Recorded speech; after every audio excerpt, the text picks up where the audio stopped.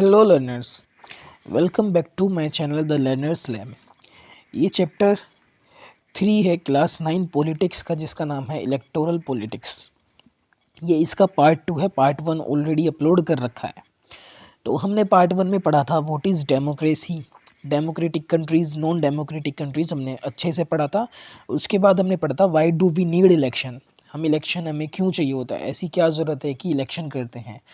उसके बाद हमने हर चीज़ बहुत डिटेल्ड डिस्कस भी करी थी कि इलेक्शंस डेमोक्रेटिक कैसे होते हैं, मतलब ऐसा क्या है कि इलेक्शंस को हम डेमोक्रेटिक बोलें, अगर वैसा नहीं होगा तो वो इलेक्शन नॉन डेमोक्रेटिक हो जाएंगे। ये भी हमने बहुत अच्छे से पढ़ा था।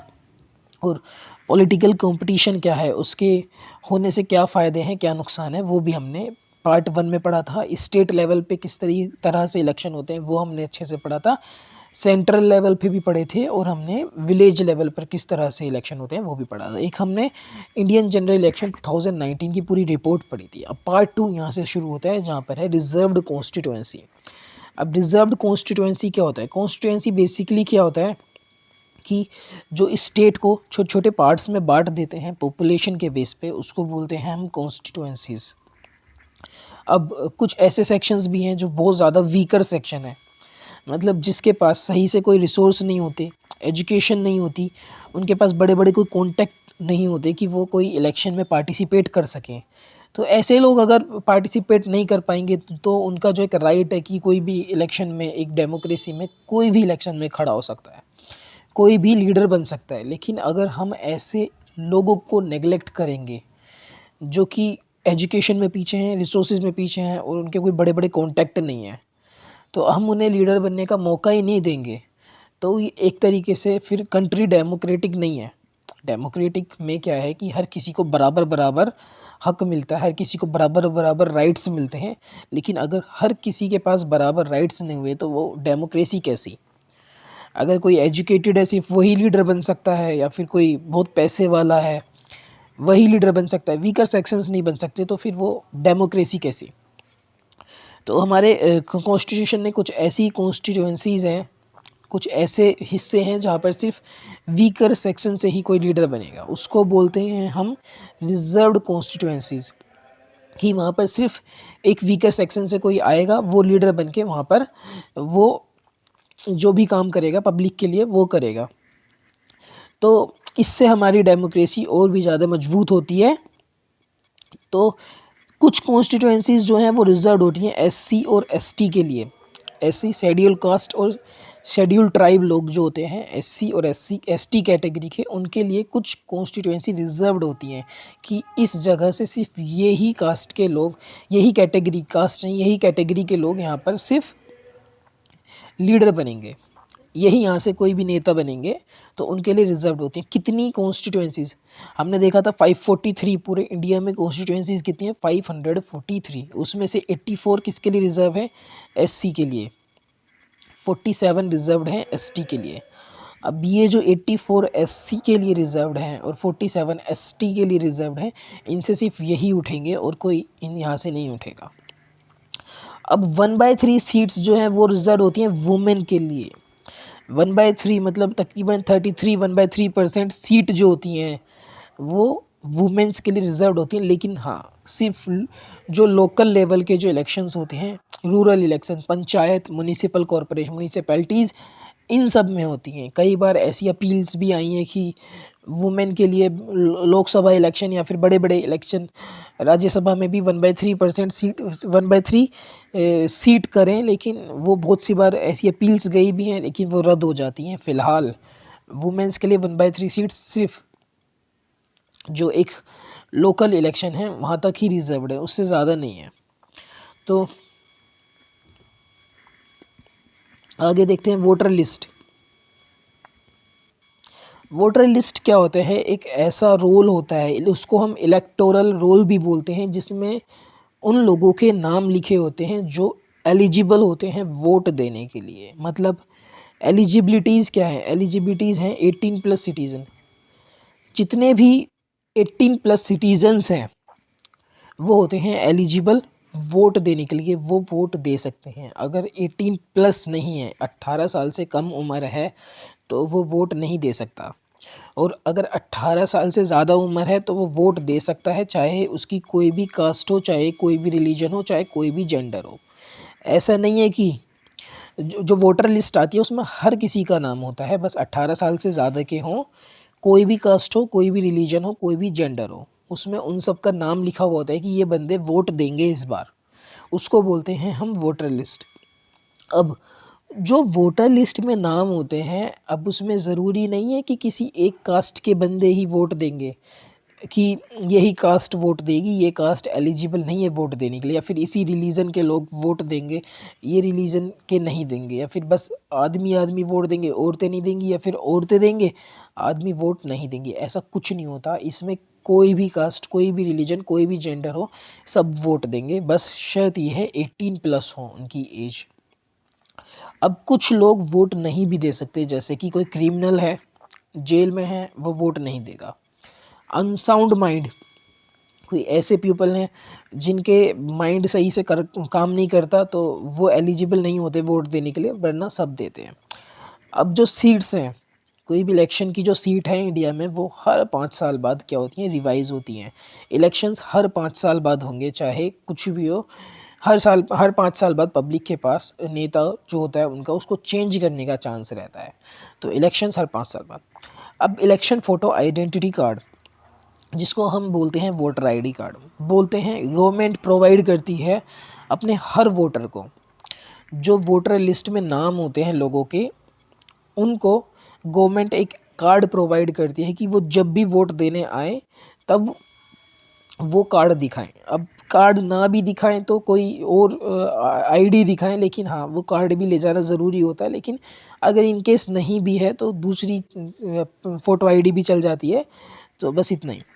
यूनिवर्सल एडल्ट फ्रेंचाइज, इसका मतलब क्या है? एडल्ट फ्रेंचाइज मतलब, यूनिवर्सल एडल्ट फ्रेंचाइज मतलब जितने भी 18+ लोग हैं वो वोट देंगे। पहले क्या होता था कि कुछ कंट्रीज़ थी, आज भी कुछ ऐसी कंट्रीज़ हैं जिसमें हर कोई वोट नहीं दे सकता। उसमें कि अगर कोई ज़्यादा एज हो गई वो वोट नहीं देगा, कोई ज़्यादा पढ़ा लिखा नहीं है वो वोट नहीं देगा, या फिर कोई एक ही जेंडर के लोग वोट देंगे, या फिर जो कम पैसे वाले हैं वो वोट। इस तरीके की चीज़ें होती थी पहले कंट्रीज़ में, आज भी कहीं कहीं पर है ऐसी चीज़ें। तो यूनिवर्सल एडल्ट फ्रेंचाइज क्या है कि ये एक पैटर्न फॉलो करती है कि हम कुछ नहीं मानेंगे, किसकी कितनी एजुकेशन, कितनी पढ़ाई, कितनी एज, हम कुछ नहीं मानेंगे। चाहे कोई, बस हम इतना मानेंगे कि 18+ होना चाहिए, 18 साल से ज़्यादा एज हो, चाहे वो 100 साल का हो, 50 साल, गरीब हो, मालदार हो, किसी भी कास्ट का हो, किसी भी जेंडर का हो। जब हमारे देश का कानून बना रहे थे, आज़ादी से 1947 से पहले की बात है, तभी जो कॉन्स्टिट्यूशन मेकर्स थे, उन्होंने तभी सोच लिया था कि जब हमारा देश आज़ाद होगा और हमारे देश में जब कानून लागू होगा तो हम यूनिवर्सल एडल्ट फ्रेंचाइज को ही फॉलो करेंगे, कि हमारे यहाँ पे हर कोई वोट दे। हम इस तरीके का कोई सिस्टम फॉलो नहीं करेंगे कि बस यही लोग वोट देंगे, हम हर किसी को बिल्कुल बराबर मौका देंगे। बस इसको बोलते हैं यूनिवर्सल एडल्ट फ्रेंचाइज। अब nomination of candidates, nomination of candidates मतलब कि अगर कोई कैंडिडेट वोट के लिए उठ रहा है तो उसके लिए क्या क्या चीज़ें होनी चाहिए, या फिर क्या क्या चीज़ वो करेगा अगर वो इलेक्शन के लिए उठ रहा है। सबसे पहले उसकी मिनिमम एज एटलीस्ट 25 हो। अगर वो 25 साल से छोटा है तो वो वोटिंग मतलब इलेक्शन में नहीं उठ सकता। अगर कोई बंदा इलेक्शन के लिए उठना चाहता है, सबसे पहले उसको एक नॉमिनेशन फॉर्म दिया जाएगा, वो उसको भरेगा नॉमिनेशन फॉर्म के लिए। उसके बाद वो कुछ मनी देगा एक सिक्योरिटी डिपॉजिट्स के तौर पर, कि कुछ पैसे, ज़्यादा पैसे नहीं होते, वो 10-15 हज़ार रुपये बस। 25 साल से ज़्यादा की उसकी उम्र हो और 25 साल का हो, या फिर उससे ज़्यादा की हो, उसको नॉमिनेशन फॉर्म भरना पड़ेगा और थोड़े पैसे जमा करने पड़ेंगे as a security. Security money उसको देनी पड़ेगी। अब उसको कुछ लीगल डिक्लेरेशन भी देने पड़ेंगे, मतलब उससे जो पूछा जाएगा वो उसको लीगली देना पड़ेगा लिख के, कि अगर उस पर कोई सीरियस क्रिमिनल केस तो नहीं चल रहा। अगर उस पर कोई क्रिमिनल केस चल रहा है तो ऐसा नहीं है कि वो फिर इलेक्शन में नहीं लड़ सकता, लेकिन हाँ, बताना पड़ेगा उसको हर चीज़, कितना उसके पास पैसा है, ज़मीन जायदाद, पैसे, इनकम जितनी भी है, सब चीज़ उसको बतानी पड़ेगी, और उसकी फैमिली के पास कितना है वो सब उसको बताना पड़ेगा। उसको अपनी एजुकेशनल क्वालिफ़िकेशंस बतानी पड़ेंगी कि वो कितना पढ़ा लिखा है। वो सब चीज़ उसको लिख के देनी पड़ेंगी, और जब वोट देने पब्लिक उसको जाएगी, उनको वो उसको डिस्प्ले भी करना पड़ेगा पब्लिक के लिए, कि इसका पूरा उसका जो बायोडाटा है वो सब देना पड़ेगा पब्लिक को। अब उसके बाद अब कोई इलेक्शन पे खड़ा हो जाता है तो फिर उसके बाद इलेक्शन कैंपेन शुरू होते हैं। जब अनाउंसमेंट होता है कि ये बंदे इलेक्शन पे खड़े हो रहे हैं, ये लोग इस पार्टी से, इस जगह से, इस कॉन्स्टिट्यूएंसी से खड़े हो रहे हैं, उसके बाद 2 हफ्ते का पूरा टाइम उनको मिलता है, और 2 हफ्ते बाद इलेक्शन होते हैं। तो उन 2 हफ्तों में वो क्या करते हैं? उन 2 हफ्ते में वो क्या करते हैं कि इलेक्शन कैंपेन करते हैं। सब पॉलिटिकल पार्टीज़ क्या करती हैं, जाकर पब्लिक के पास जाती हैं, पब्लिक का अटेंशन लेने के लिए वो स्टेजेस लगवाती हैं, वहाँ पर कुर्सी डलवाती हैं, पब्लिक आती है, वो स्पीच देते हैं, छोटे बड़े वादे करते हैं, बड़े बड़े इश्यूज़ पे बात करते हैं। उसके बाद स्पीचेस और कोई बड़े बड़े स्लोगन्स यूज़ करते हैं, और पब्लिक को बोलते हैं हमारी सरकार जब आएगी हम ये करेंगे वो करेंगे, और जो उनके अपोजिशन में दूसरे लोग वोटिंग के लिए खड़े होते हैं उनकी बुराइयां करते हैं। ये सब चलता है इलेक्शन कैंपेन में 2 हफ्तों तक लगातार। अब एक फेमस स्लोगन है गरीबी हटाओ, स्लोगन दिया था इंदिरा गांधी जी ने 1971 के लोकसभा इलेक्शन में। बहुत फेमस हुआ था ये स्लोगन, उसके बाद वो जीती भी थी। तो ऐसे अलग अलग स्लोगन्स हैं, वो यूज़ होते हैं अलग अलग इलेक्शंस में। जैसे बीजेपी का स्लोगन है हर हर मोदी घर घर मोदी। तो ऐसी हर पार्टी अपने अपने स्लोगन बनाती है, उनको यूज़ करती है, अपने स्पीचेस में यूज़ करती है, वो काम आते हैं, काफ़ी फेमस होते हैं तो वो काम भी आते हैं। अब उसके बाद कुछ ऐसे रूल्स हैं जो पार्टीज़ इलेक्शन कैंपेन के टाइम पर नहीं कर सकती। ऐसे ऐसे रूल्स भी हैं। बहुत सी पार्टी के लोग क्या करते हैं कि जीतने के लिए पब्लिक को थोड़े पैसे बांटते हैं, या फिर कुछ खाना वाना ऐसी ऐसी चीज़ें देते हैं कि भाई हमें वोट दो, उसके बदले उनको पैसे दे रहे हैं, कुछ अलग अलग चीज़ें देते हैं। वो नहीं कर सकते, वो इलीगल है। अगर कोई करता है और वो पकड़ा गया तो उसकी वो जो टिकट है इलेक्शन लड़ने की वो रद्द हो जाएगी। अब कोई भी इलेक्शन जीतने के लिए किसी कास्ट या रिलीजन के नाम पर नहीं कर सकता, वोट नहीं मांग सकता। मानो कि एक पार्टिकुलर रिलीजन से कोई बंदा खड़ा है, तो वो उनको अपने लोगों को जो एक जगह पर वो स्पीच दे रहा है वहाँ पर देखा उसके ही रिलीजन के लोग हैं ज़्यादातर, तो वो उनको एक रिलीजियस वे में इमोशनल करके एक वोट नहीं मांग सकता है कि चलो भाई तुम मुझे वोट दो, मैं तुम्हारे लिए ये बनवाऊँगा, मैं तुम्हारे लिए मंदिर मस्जिद बनवाऊँगा, चर्च गुरुद्वारा बनवाऊँगा। नहीं, किसी भी रिलीजन के तो नाम पर वोट कोई ना मांग सकता, और वो इलीगल है। अगर वो पकड़ा गया तो उसकी टिकट रद्द हो जाएगी। गवर्नमेंट रिसोर्सेज को इलेक्शन कैंपेन में यूज़ नहीं कर सकते। तीसरा है गवर्नमेंट रिसोर्सेज इलेक्शन कैंपेन में यूज़ नहीं कर सकते, कि अगर कोई पहले से नेता है उसके पास गवर्नमेंट सरकारी गाड़ी मिली हुई है, और थोड़ी सी रिसोर्सेज मिले हुए हैं, वो उसको वोट के तौर पर नहीं यूज़ करेगा।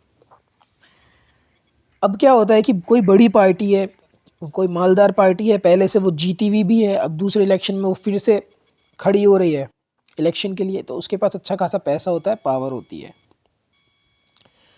तो कोई नई नई पार्टी खड़ी है, वो छोटी पार्टी भी है, अब उसके पास पैसा भी नहीं है, पावर भी नहीं है, पहली बार खड़ी हो रही है। तो क्या होता है ना कि जो बड़ी वाली पार्टी है वो छोटी पार्टी को डोमिनेट कर देगी। उस मामले में वही जीतेगी, ज़्यादा पैसा खर्च करेगी, उसके पास रिसोर्सेज होते हैं, हर चीज़ करेगी, पावर्स होती हैं, बातचीत होती है, सब कुछ होता है। तो एक रूल है कि एक लिमिट सेट कर दी गई है कि इससे ज़्यादा पैसा नहीं खर्च कर सकता, चाहे कितनी भी बड़ी पार्टी क्यों ना हो। अगर लोकसभा इलेक्शन की बात करें तो वहाँ पर जो एक कॉन्स्टिट्यूएंसी में इलेक्शन, एक कॉन्स्टिट्यूएंसी में 25 लाख से ज़्यादा कोई पार्टी पैसा खर्च नहीं कर सकती। लोकसभा इलेक्शन की बात हो रही है। और असेंबली इलेक्शन हो रहे हैं, स्टेट लेजिस्लेटिव असेंबली, तो उसमें एक कॉन्स्टिट्यूएंसी में सिर्फ 10 लाख रुपए, उससे ज़्यादा प्रमोशन पे, प्रचार, स्पीचेस, इन सब चीज़ों पे पैसा नहीं खर्च कर सकती है एक पार्टी। अगर इससे ज़्यादा पार्टी कोई पैसा खर्च कर रही है अपने प्रमोशन में तो वो गलत है, उसको इलीगल करके उसका टिकट कैंसिल कर सकते हैं। ये याद रखना कितने पैसे की लिमिट सेट कर रखी है। अब एक मॉडल कोड ऑफ कंडक्ट है इलेक्शन कैंपेन के लिए, कि एक कोड बना रखा है, कोड ऑफ कंडक्ट बना रखा है, जिससे कुछ रूल सेट कर रखे हैं कि पार्टी ये नहीं करेगी, ये नहीं करेगी। अगर वो करती है तो वो इलीगल माना जाएगा। जैसे कि इलेक्शन प्रोपोगंडा, इलेक्शन जीतने के लिए किसी भी वर्शिप प्लेस का यूज़ नहीं करेगी। मतलब अगर वो कहीं पर जाकर स्पीच दे रही है तो किसी भी ऐसी जगह जहाँ पर प्रार्थना पूजा होती है वहाँ का यूज़ नहीं करेगी। वो गवर्नमेंट का कोई भी व्हीकल यूज़ नहीं करेगी। वो स्पीच देने जा रहे हैं तो सरकारी गाड़ी यूज़ नहीं करेंगे। कोई एयरक्राफ्ट वगैरह गवर्नमेंट की तरफ से मिले हुए हैं उन लोगों को जो पहले से बने हुए, पहले से जीते हुए हैं, फिर दोबारा इलेक्शन लड़ रहे हैं, उनको गाड़ी भी मिली हुई है, एयरक्राफ्ट मिले हुए हैं, और कुछ ऑफिशियल्स जो उनके साथ काम करते हैं इलेक्शन वगैरह में, ये कुछ भी वो यूज़ नहीं करेंगे। अगर वो यूज़ करते हैं तो फिर उनको खतरा है। अगर एक बार, ये देखो ये बहुत इंपॉर्टेंट लाइन है, अगर एक बार इलेक्शन अनाउंस हो गए, मतलब एक बार इलेक्शन अनाउंस हो गए कि अब इलेक्शन होंगे, तो जो पहले से जीते हुए लोग बैठे हैं ना, जो पहले से रूलिंग पार्टी है, जो इस टाइम रूल कर रही है, उनके कोई भी मिनिस्टर कोई बड़ी स्कीम या फिर कोई बड़े प्रोजेक्ट लॉन्च नहीं करेगी। मतलब कि जैसे एक बार इलेक्शन हो गए तो जो पहले से जीती हुई पार्टी है उसने देखा भाई अब इलेक्शन होंगे अगले 2 हफ्ते बाद, वो अनाउंसमेंट हो गई है, तो भाई अब हमें फिर से इलेक्शन लड़ने हैं, तो हम अब एंड में ऐसा क्या धमाका करें कि हम दोबारा जीतें। तो वो क्या करते हैं ना, कि करते नहीं है, मतलब कर सकते हैं कि बहुत से क्या कर सकते हैं कि एकदम से एंड में बड़े बड़े प्रोजेक्ट ये कर देगी, लॉन्च कर देगी कि भाई हम ये ब्रिज बनवा रहे हैं, हम ये हाईवे बनवाएंगे, अगर हमारी पार्टी मतलब शुरू ही करवा देगी काम उसका, और वो उनको लॉन्च कर देगी कि यहाँ से रोड जाएगी, यहाँ से वो बनेगा, यहाँ से ये बनेगा, ये सब करेंगे। और अब हमारी पार्टी का रहना बहुत ज़रूरी है क्योंकि ये चीज़ें जो शुरू करी हैं हमने कंप्लीट होनी बहुत ज़रूरी है, हम ये अच्छे से करेंगे। अब क्या होता है कि वो इस तरीके से अपने आप को दोबारा रूलिंग पार्टी बनाना चाहते हैं, लेकिन ये गलत, इसको इलीगल बना रखा है कि एक बार अनाउंसमेंट हो गया तो उसके बाद कोई भी फाउंडेशन स्टोन किसी भी प्रोजेक्ट का नहीं डालेंगे और कोई भी बिग डिसीजन नहीं लेंगे। कि एक बार अनाउंसमेंट हो गया उसके बाद तुम करते हो कि एंड में कोई बड़ा डिसीजन लेते हो कि यार इतना परसेंट हम रिजर्वेशन और बढ़ा रहे हैं, इतना परसेंट हम लोगों को ये स्कीम दे रहे हैं, फ्री में इलाज करवा रहे हैं, ये सब कोई बड़ी स्कीम कोई नहीं रिलीज़ करोगे, कोई प्रॉमिस नहीं करोगे कि कोई फैसिलिटीज़ देने का, किसी भी किस्म का कोई प्रॉमिस नहीं करोगे, क्योंकि अब इलेक्शन अनाउंस हो चुका है। अब ये सब करने से कोई फ़ायदा नहीं है। अगर करते हो तो वो पहली बात तो होने नहीं देंगे वो, और पार्टी को और ख़तरा और हो जाएगा, उसको इलीगल बना देंगे। अब पोलिंग कैसे होती है, अब ये सब चीज़ हो गई। अब वो भी दिन आएगा जब इलेक्शन वोटिंग होगी, तो उसके लिए मशीन आती है। पहले क्या होता था, पहले बैलेट पेपर पे होता था कि पेपर्स पे टिक लगा के पर्ची बना के डाल देते थे लोग, बाद में उन पेपर्स को गिने जाते थे। लेकिन अब चूँकि चीज़ें मॉडर्न होती जा रही हैं, तो इलेक्ट्रॉनिक वोटिंग मशीन, जिसको हम ईवीएम बोलते हैं, वोट करने के लिए इलेक्शन में वही यूज़ होती है, ईवीएम। अब ईवीएम पे क्या है कि ये फ़ोटो में देखो सारे बटन्स हैं, उसके आगे नाम लिखा हुआ है जिसको हम वोट देंगे, उसके सिंबल्स बने हुए हैं, हम उसको वोट दबा देंगे। और जब हम उसको जिसको हम वोट देना है उसके सामने का हम बटन दबाएंगे, उसके साइड में ये WV पैट मशीन रहती है, ये रखी होती है, इसमें से एक स्लिप निकल जाएगी, उसको हम ले लेंगे और वो हमारी वोट चली जाएगी। ये इस तरीके से वोट हम देते हैं। उसके बाद ये मशीन्स जो होती हैं, डब्ल्यू पैट मशीन जो लिखे हुआ है, ये जाती हैं, इसमें से वो वोटिंग काउंट होती है। उसके बाद हम अनाउंस कर देते हैं किसकी सबसे ज़्यादा वोट है, वो जीत जाता है उस कॉन्स्टिट्यूएंसी से। इस तरीके से हम इलेक्शन में जो वोट करने का प्रोसेस है वो इस तरीके से है। अब उसके बाद, अब इलेक्शंस डेमोक्रेटिक कैसे करें, मतलब इलेक्शंस जो हो रहे हैं उसमें कोई चीटिंग तो नहीं हो रही, या फिर कुछ ऐसा काम तो नहीं हो रहा कि हम उनको डेमोक्रेटिक बोल ही नहीं सकते। ऐसी चीज़ों से बचने के लिए क्या करते हैं, सबसे पहले हम थोड़ी सी रिपोर्ट्स पढ़ते हैं कि क्या क्या प्रॉब्लम्स आ सकती हैं। ऐसा होता है कि हम लिस्ट में मतलब जो जेन्युइन नेम्स हैं उनको हम वोटर लिस्ट में डालते ही नहीं हैं, समझे। कि वोटर लिस्ट आ गई, माना एक गांव है, उसमें एग्जांपल दे रहा हूँ, एक गांव में 100 लोग हैं, 100 लोग हैं, तो उसमें से क्या करते हैं कि इस तरीके से चीटिंग होती थी कि मानो एक वहाँ से एक बंदा एक कास्ट का खड़ा हुआ है इलेक्शन के लिए, एक दूसरी कास्ट का खड़ा हुआ है, तो एक कास्ट का जो खड़ा हुआ है तो उसकी ही पार्टी का जो बंदा है वो इस टाइम रूलिंग पार्टी में है, तो वो क्या करेगा, जो उसकी कास्ट का बंदा उस गांव से खड़ा हुआ है उसी कास्ट के सब लोगों का लिस्ट में नाम दे देगा ताकि उस बंदे को वो वोट दें। लेकिन जो दूसरा बंदा खड़ा है उनकी जगह उन लोगों के नाम ही नहीं आएंगे और किसी के उल्टे सीधे नाम घुसा देंगे। ये चीटिंग होती है, ये बहुत ज़्यादा गलत होता था, अब नहीं होता, पहले था ये। तो ये थी एक जो रिपोर्ट्स थी, मतलब एक जो कंप्लेन थी सिर्फ इलेक्शंस के बारे में। उसके बाद थोड़ी सी हम और पढ़ते हैं। गवर्नमेंट फैसिलिटीज़ मिसयूज़ करी जा रही थी, मतलब मिसयूज़ होती हैं, कि मना कर रखा है गवर्नमेंट की कोई भी रिसोर्सेज यूज़ नहीं करेंगे तो वो यूज़ होते हैं। एयरक्राफ्ट यूज़ हो रहे हैं, गवर्नमेंट की गाड़ियाँ यूज़ हो रही हैं, तो वो भी गलत है। मनी एक लिमिट से ज़्यादा यूज़ नहीं कर सकते, मनी एक लिमिट से ज़्यादा यूज़ नहीं कर सकते, लेकिन लोग करते हैं चुपचाप, क्योंकि प्रमोशन करने के लिए ज़्यादा से ज़्यादा मनी जितना स्पेंड हो तो उतना ज़्यादा वोट अपनी तरफ खींचते हैं। अब पब्लिक के पास, किसी के पास है ज़्यादा पैसा तो वो तो खर्च करेगा, तो ऐसा भी होता था। अब वोटर्स को ख़रीद लेते थे, वोटर्स से वोट मांग लें, कुछ भी करें, पैसे दें, ये सब करें, ये सब चीज़ें बहुत होती थी। अब इलेक्शंस में इतनी प्रॉब्लम थी तो इसको सही करने के लिए एक कमीशन बनाया गया, उसको बोलते हैं हम इलेक्शन कमीशन। इलेक्शन कमीशन बनाया गया कि अब ये सब चीज़ें चेक करेगा। इसके अंडर में सारे इंडिया में जितने इलेक्शन होते हैं वो इलेक्शन कमीशन के अंडर में होते हैं, चाहे कोई छोटा हो बड़ा हो, सब इलेक्शन कमीशन करवाता है, हर चीज़ उससे रिलेटेड अनाउंस करता है। ये बंदे टिकट कौन सी टिकट से कौन सा बंदा खड़ा है, कौन सी कॉन्स्टिट्यूएंसी में कौन सा बंदा खड़ा है इलेक्शन के लिए, और कितने वोटर्स हैं, कोई कॉन्स्टिट्यूएंसी बड़ी है छोटी है, सब यही डिसाइड करता है, सारा काम टोटल इसका ही है।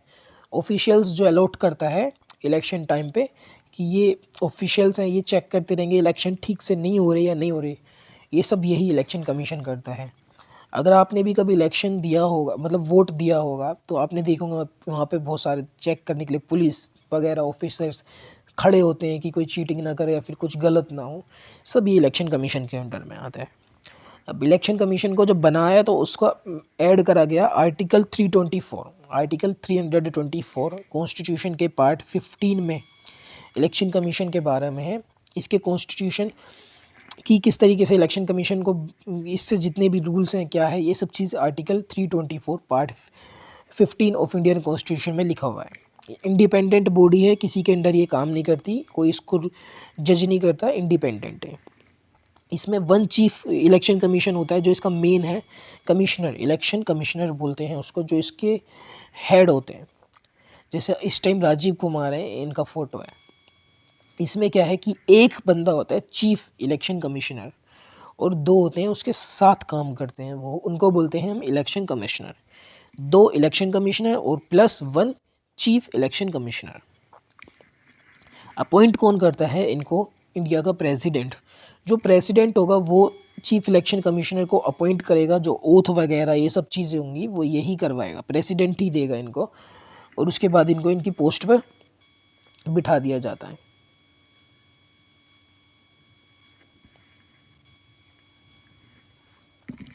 अब इनका रोल क्या है, इलेक्शन कमिश्नर का रूल्स क्या है? हर एस्पेक्ट पे डिसीज़न लेना ये इलेक्शन कमिश्नर का ही काम है, कि किस तरीके से इलेक्शन हो रहे हैं और कंट्रोल करना है, इलेक्शन को कंट्रोल करना, और उसके बाद अनाउंसमेंट करना है इलेक्शन की, और लास्ट में जब वोटिंग हो जाती है उसके बाद रिज़ल्ट डिक्लेयर होते हैं तो डिक्लेरेशन ऑफ रिज़ल्ट भी, ये सब काम इनका ही होता है, इलेक्शन कमीशन का ही। कोड ऑफ कंडक्ट जो रूल्स लागू होते हैं वो भी यही लागू करते हैं, कि अलग अलग रूल्स बनाने, सही से इलेक्शन हो रहे हैं नहीं हो रहे हैं उसके लिए, ये किसका काम है? ये भी इलेक्शन कमीशन का ही काम है। कोड ऑफ कंडक्ट करना, और अगर कोई पार्टी गलत तरीके से इलेक्शन ले रही है तो उसके ऊपर सख्त सख्त कार्रवाई करना, जो उनके रूल्स के खिलाफ जाते हैं उनके खिलाफ। ये सब क्या है, इलेक्शन कमीशन का काम है। और इलेक्शन कमीशन क्या करता है, गवर्नमेंट को इलेक्शन के टाइम पे कुछ ऑर्डर्स देता है, कि इसको गाइडलाइंस देता है कि इनको फॉलो करो, ताकि जो गवर्नमेंट पावर में है वो इलेक्शन में यूज़ ना कर सके, कुछ ऐसी अपनी ताकत अपनी पावर यूज़ ना कर सके। क्योंकि जो पावर में होती है ना सरकार, वो दोबारा इलेक्शन जीतना उसके लिए आसान होता है, क्योंकि उसके पास ऑलरेडी बहुत पावर पैसा सब कुछ होता है। तो जो छोटी पार्टीज़ होती हैं वो उभर ही नहीं पाती हैं। तो ये काम किसका है, ताकि इलेक्शन फेयर हो, ये इलेक्शन कमीशन का ही काम है। तो वो जो पावर में पार्टी होती है उसको थोड़ी गाइडलाइंस देती है, और वो उसको फॉलो करना होता है, ताकि मिसयूज़ ना हो गवर्नमेंटल पावर का। ये लिखा। इलेक्शन की ड्यूटी पर गवर्नमेंट जो ऑफिशियल्स होते हैं, गवर्नमेंट ऑफिशियल्स जो वर्क करते हैं वो इलेक्शन कमीशन के अंडर में वहाँ पर काम करते हैं, गवर्नमेंट के अंडर में कोई काम नहीं करता। जो ऑफिशियल्स गवर्नमेंट के ही ऑफिशियल्स होते हैं, लेकिन इलेक्शन के टाइम पर वो गवर्नमेंट के नहीं रहते, उनको गवर्नमेंट से कुछ लेना देना, गवर्नमेंट उनको कोई ऑर्डर नहीं दे सकती, कुछ काम नहीं दे सकती। वो काम होता है किसका, इलेक्शन कमीशन के अंडर में काम करते हैं, उस टाइम वो गवर्नमेंट ऑफिशियल्स नहीं रहते। अब चैलेंजेस क्या आते हैं फ्री एंड फेयर इलेक्शन में, मतलब इतना करने के बाद भी फ्री एंड फेयर इलेक्शन करने चाहते हैं जो गवर्नमेंट, जो हमारे कॉन्स्टिट्यूशन है वो चाहता है कि फ्री एंड फेयर इलेक्शन हो, इलेक्शन कमीशन बना हुआ है वो भी पूरी मेहनत करते हैं।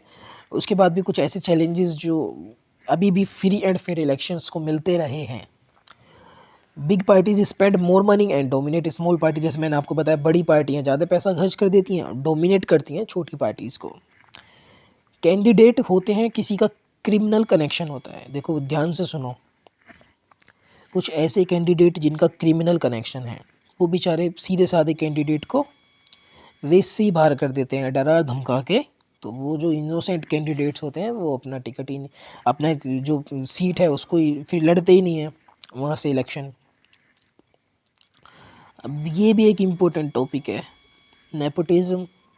अब नेपोटिज्म तो हर जगह है, बड़ी बड़ी पॉलिटिकल पार्टीज़ हैं वो टिकट देती हैं सिर्फ अपनी फैमिली को ही, चाचा ताऊ मौसा मौसी सबको टिकट दे देंगे, लेकिन बाहर के लोगों को टिकट देंगे ही नहीं।